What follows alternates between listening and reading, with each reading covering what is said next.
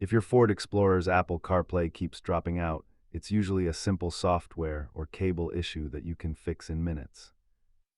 Believe it or not, 85% of CarPlay disconnects are caused by using a high-resistance charging cable instead of a data-certified one. Let's walk through the diagnostic steps to get your sync system back on track. Start by soft resetting your sync system and clearing out any old device pairings from your phone's settings. Software bugs in older sync versions often cause the connection to time out during long drives. If software isn't the issue, inspect the physical USB hub in your dash for loose connections or dust buildup. Wired users usually face mechanical failures, while wireless users often deal with signal interference. As you can see, simply swapping your cable solves the problem for the vast majority of Ford owners. If all else fails, a master reset of the sync system will restore the factory communication protocols.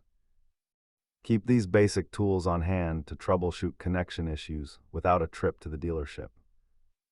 Remember, modern infotainment systems are just computers on wheels, and they occasionally need a fresh start. Try a new cable first, and you'll likely be back to hands-free driving in no time. Safe travels.